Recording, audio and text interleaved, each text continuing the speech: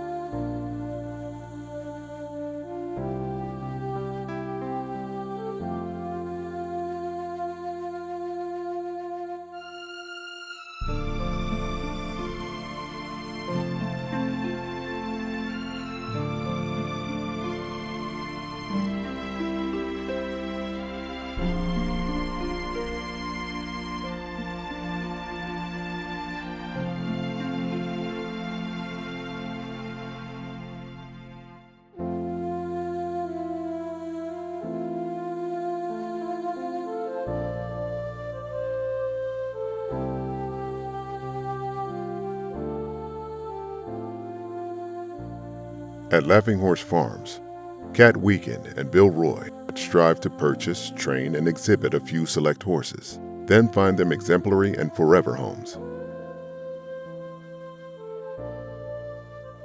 Laughing Horse Farms is a small-scale farm with all training done exclusively by Cat. Bill handles all building projects, maintenance, and repairs.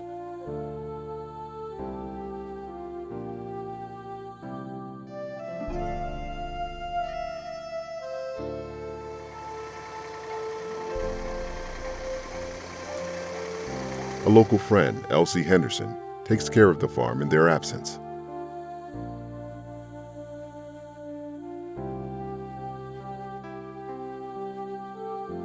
Bill and Cat have been involved with several breeds of horses over their career in the horse industry, but their primary focus is now with the Gypsy breed.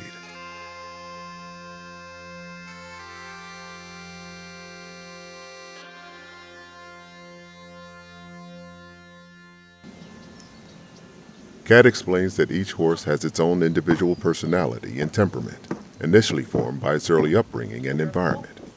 But in many cases, indifference to human interaction can be changed with handling and communication.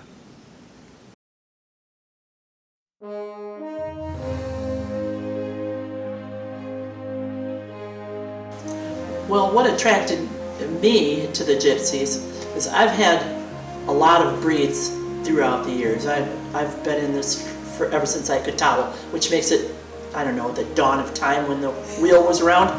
So I started out, believe it or not, in Arabians, which is a completely and utterly different breed than a Gypsy. Pretty maintenance-free, different mindset, different body type, different everything. Segued from there into gaited horses, and then Clydesdales, and then into Gypsies. I think was the deciding factor for me personally was I still wanted some of the temperament of a draft in a smaller, more compact package, something that was a little closer to the ground. As I'm getting older, that big distance for the drafts was just getting to be a little daunting, but I wanted the colder mindset, and of course having all the hair and the prettiness to it didn't hurt either. I've learned that they're as different as any other breed. A lot of people say that that this breed is like this or that breed is like that. Well, yes, in a general rule, yes. But when you really get down into it, and we spend an awful lot of time with our horses. I get up in the morning and I'm out in the barn most of the day. And I have my hands on these horses every day. They are as different, each horse is as different as the day is long. So I may get a Gypsy that doesn't want anything to do with me, and we've had them in the past. We've owned quite our share of Gypsies, bought and sold some, and some of them don't want anything to do with you. I think more of it's more likely that it's their past, their upbringing, their first formative months and years that form the way any horse is, not just a gypsy. So when you've got a gypsy that was just thrown out in the field and left and not handled, they learn how to not be handled. And that gypsy is no different than a walking horse, a quarter horse, or anything else, in that they really don't need you for anything. Can they be taught to love you? Absolutely. Absolutely. We've had a horse that was absolutely not handled and wants nothing more than to be in your back pocket. If it was up to him, he'd be sitting on the couch watching TV with us. But I find that the gypsy probably is a little bit more likely to do an abrupt turnaround, because I think they are family horses. I mean, that was their past. They were supposed to be a family horse because the gypsies didn't have any money. So they only had one horse. It had to pull the cart, it had to take care of your children, it had to ride somebody into town.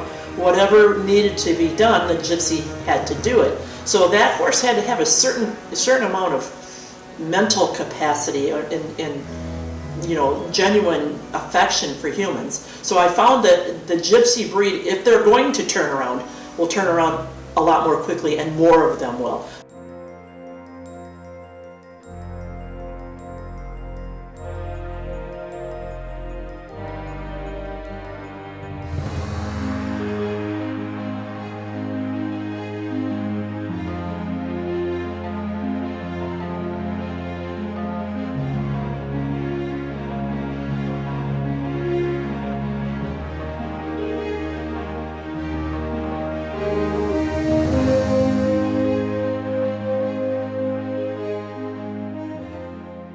For Bill, his journey with the horses started in 2008, starting with Clydesdales and then the Gypsies. One of the unexpected benefits was the community and camaraderie of others involved with the Gypsy breed that they met through showing and promoting their horses. So my journey to Gypsy started back in 2008 when I met my now wife for our first date. She was into horses. I was truly not involved in horses at all, knowing that if we were going to have a relationship, I needed to become involved with horses. Therefore, I sold my place, moved out to the farm. We bought Clydesdales, had Clydesdales together, and then eventually ended up with the Gypsy horses, which we have today, which are truly a joy to own, and we've had a lot of fun and made a whole lot of new friends and people that when we go to shows have become a really nice part for us to enjoy as we get there, and the camaraderie and the friendship is the biggest thing that I personally am taking away from the Gypsy Vanner breed and the people that we've got to know. Bill's philosophy, which he shares with many youths becoming involved in the world of showing horses, is that the primary objective is not winning, but to have fun doing it and learning something with each new experience showing their horses. When it only becomes about winning, it's time to get out of showing. This breed to so far has led me and us. They're a little more sedate. Every horse has its own unique personality, but these are a little more sedate than some of the other bigger hitch horses, along with the fact that from my end is not being a rider, only being able to show halter classes. It's led to a lot of new friends, camaraderie, friendship, laughs and jokes and fun in the barn. And when we go to shows, we have a motto that when it stops being fun, it's time to stop doing it. So when we talk to people, and I talk to young people, my question to them is, what's the most important thing at a horse show? And they all look, they go, winning. No, having fun.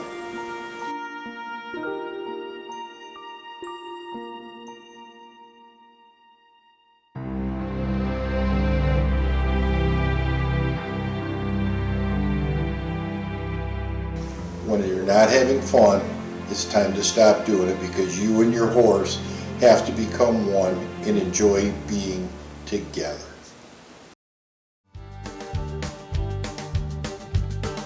First and foremost at Laughing Horse Farms is to have fun and to give back to others by sharing a lifetime of experiences with others new to the breed.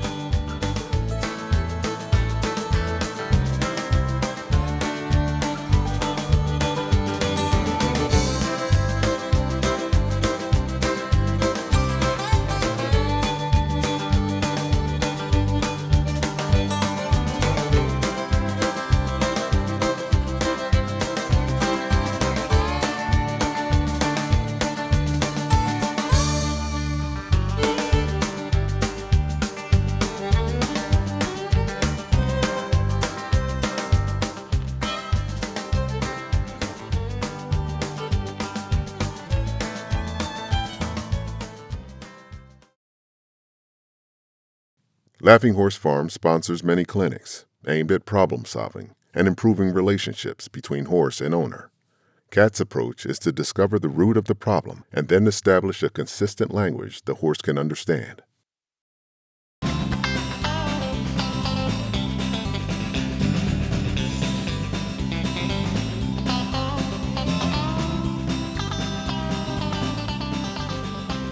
As for clinics and coaching and the like, I basically am pretty good at problem solving. I had a past in the automotive industry, and that was my job, was solving problems. So I feel I'm a good problem solver. And when I trained for probably 20 to 30 years, broken trained people's horses. I did a lot of colt starting back then, and way past the colt starting age now. But I retrained a lot of horses, and a lot of them were horses that had problems. So in my coaching and clinics now going forward, I get a lot of people who say, I have a problem with my horse doing this, and I get in a problem with my horse doing that. And my job is to get to the root of not only solving the problem, but what caused the problem in the first place. And a lot of it all of it is human related, let's face it. A horse, if without a human, wouldn't have any problems. They'd just be running around and eating and sleeping and enjoying life in general. But we make a lot of problems for our horses, and a lot of it is that we're not consistent with what we do. And people don't realize that when you ask for something, you have to ask for something the same way. And when you ask for something, you have to be able to release. So, like, for example, if you're teaching a horse to steer, a lot of people say, my horse is so hard-mouthed. Well, he's hard-mouthed because you keep pulling him past the time when the horse asks. And part of it is to learn a feel. Yes, everybody has to learn a feel, and that doesn't come overnight, and I can't teach that. You have to learn it by feel. But if I can tell you, here is when you release the horse, at this time, then it cements itself into a person's mind and makes things a little easier for them to grasp. And horses learn by punishment and reward, and a punishment is not a beating, and a reward isn't a cookie or a donut. It is a release from pressure or adding pressure.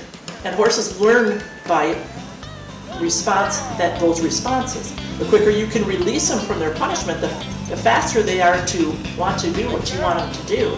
And I think teaching people a feel and to think like the horse does. The horse doesn't understand a whole sentence, a litany of things that you have for them, and all these complicated things. You keep it simple.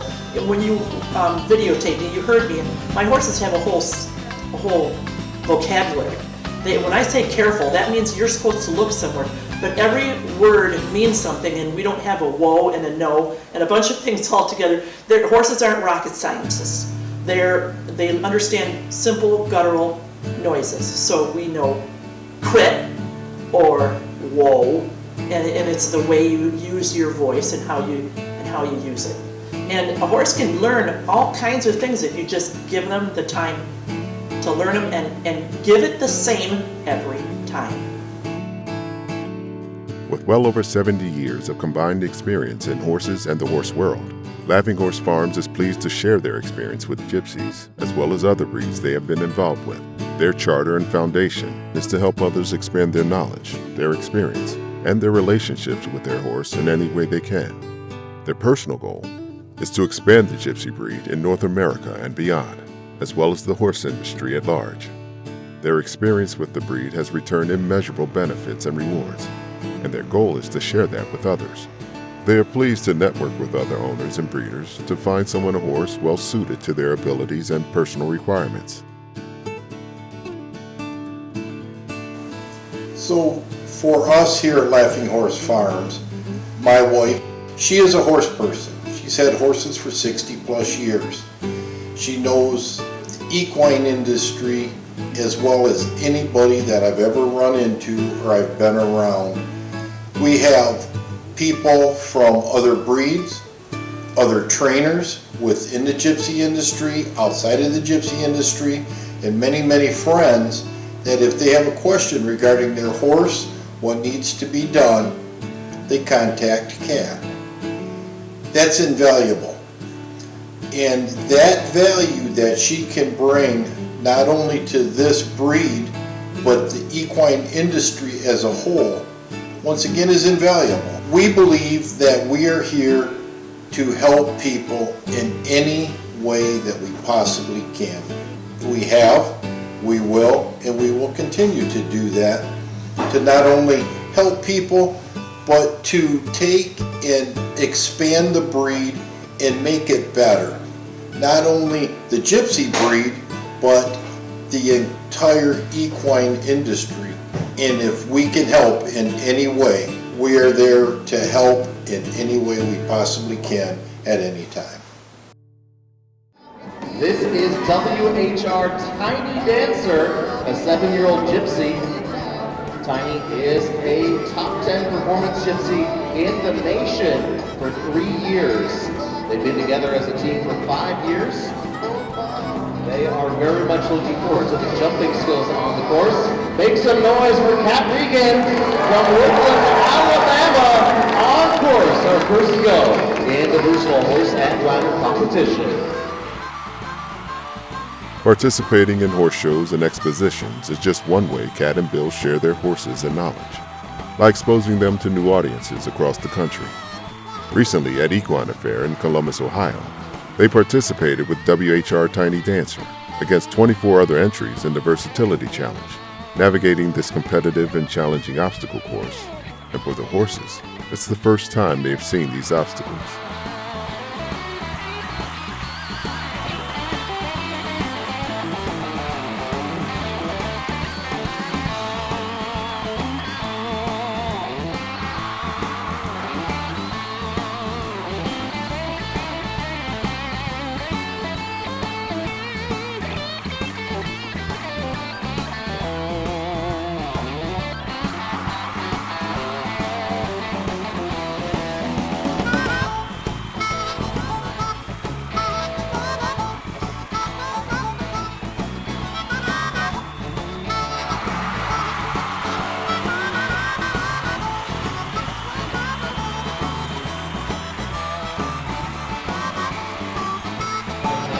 Was the fake forerunner on the course.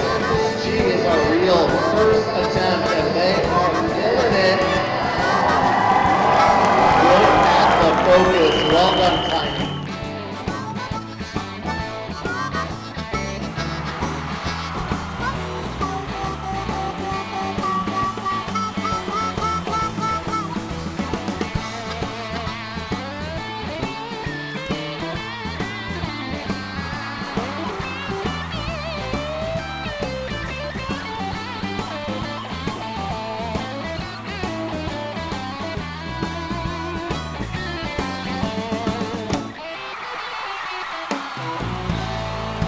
You know that Kat is retired. She even told us how old she is. She's 63. I'd say she's not doing that bad, right? Well done. Look at that. All right, it survived at least one horse. There's hope.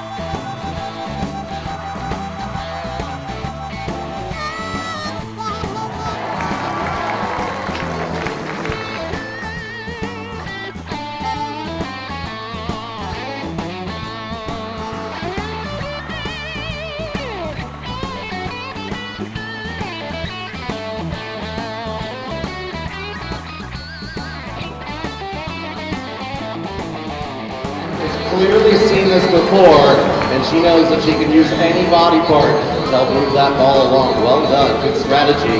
We'll see if some of the other riders take note.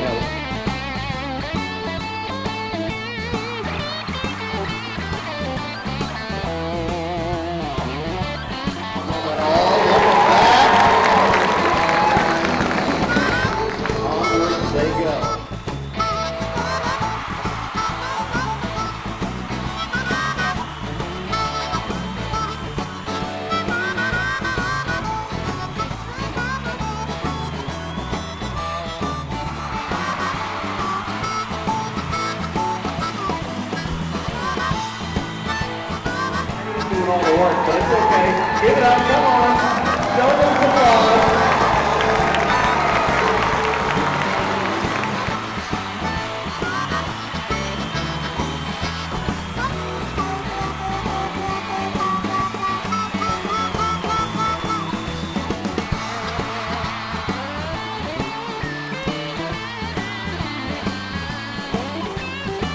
You hear those whistles going off throughout the course. They have 30 seconds on each obstacle. If you hear the whistle go, that means that's the end of time allowed for the obstacle. Total time allowed on the course is 6 minutes and 50 seconds into the pool. He says, this is just like at home when I stand in the water trough.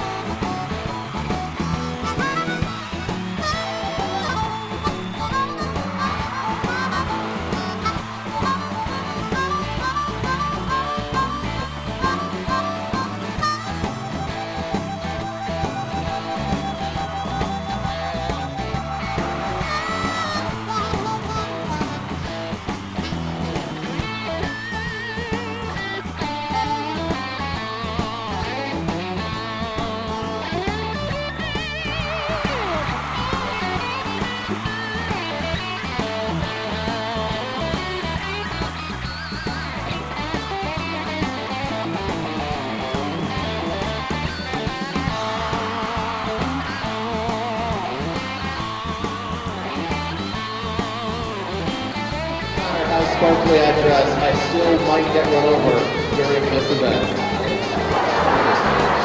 That's what Tiny thinks of this kind of so don't worry, we'll help you look nice and fancy later.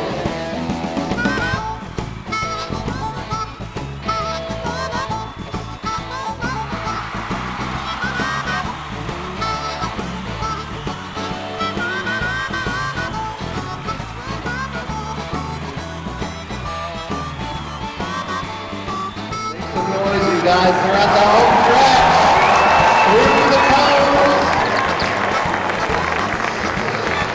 How about it, Mr. Strayer, our chief timekeeper?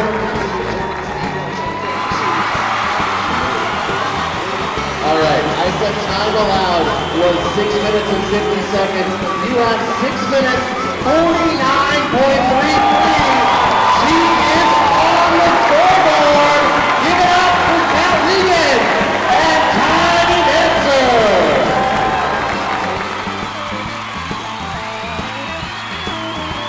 Did you think of that? Make some noise, Ohio! Well done, Kat. Well done.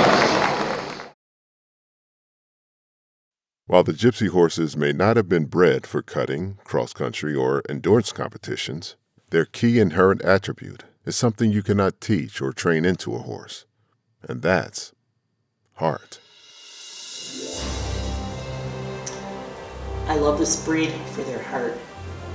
They will do anything for you. They will try anything. It doesn't matter. Even one of the dourest gypsies I've owned would try for you. And the ones that do, the heart that they put into something is just absolutely, it's the epitome of why you own a horse. It's that perfect relationship with a horse. It's the joy you get from it. It doesn't matter what color the ribbon is. It's that you went out there and did this and you guys were on the same page and he was just willing to jump into a river, off of a cliff, step out into the great unknown, whatever it is, because they love you. When they love their people, they love their people.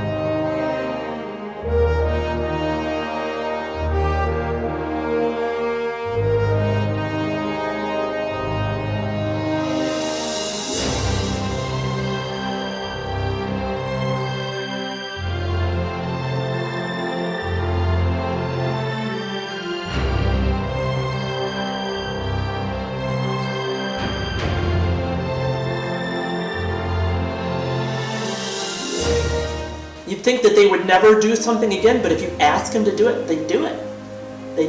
That's just their heart. Their heart and soul is into pleasing their people.